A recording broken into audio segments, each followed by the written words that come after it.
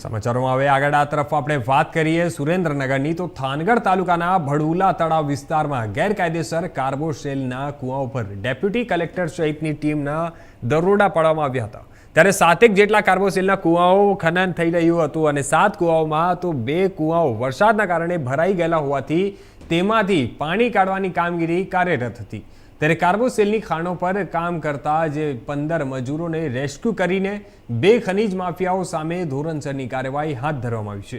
150 metric ton કાર્બોસેલ, 6 ચરખીઓ, 1 માળી tractor સહિત અને 30 નંગ સુપરવાઇઝર, 90 વિસ્ફોટક પદાર્થ, 180 મીટર ડિટોનેટર વાયર સહિત 74 લાખનો મુદ્દામાલ જે છે તે જપ્ત કરીને થાનગઢ મામલતદાર કચેરી ખાતે ખસેડવાયો છે।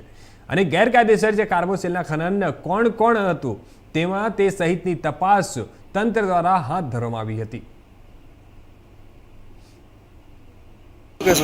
આજે સવારે 5:30 વાગ્યાની આસપાસ અમારી નાયબ કલેક્ટર પ્રાંત ચોટીલાની ટીમ સાથે અમોએ થાનગઢ તાલુકાના ભડુલા વિસ્તારમાં કે જ્યાં ગેરકાયદેસર કાર્બોસેલ એટલે કે કોલસાનો જે મોટા પ્રમાણની અંદર ગેરકાયદેસર ખનન પ્રવૃત્તિ ચાલે છે ત્યાં અમોએ રેડ પાડવામાં આવેલી હતી।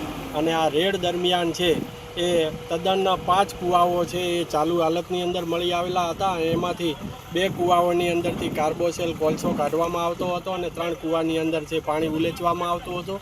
આ તમામ જગ્યાઓ પરથી 7 ટ્રેક્ટર છે એ ટ્રેક્ટર જપ્ત કરવામાં આવેલા છે। 5 છે જનરેટર જે ટ્રેક્ટરની પાછળ છે બાંધવામાં આવેલા હતા, એ 5 જનરેટર જપ્ત કરવામાં આવેલા છે અને સાથે 5 છે ચરખીઓ પણ જપ્ત કરવામાં આવેલી છે। અને આ 150 મેટ્રિક ટન છે એ કાર્બોસેલનો જથ્થો પણ મળી આવેલો છે। આમાં મળીને કુલ 74 લાખનો મુદ્દામાલ છે એ હાલ ભડુલા વિસ્તારમાંથી કબજે કરી અને મામલતદાર કચેરી થાનગઢ ખાતે ખસેડવાની કામગીરી ચાલુમાં છે। સાથે આજે રાત્રે મૂળી તાલુકાના અસુંદરાળી ગામે અસુંદરાળી અને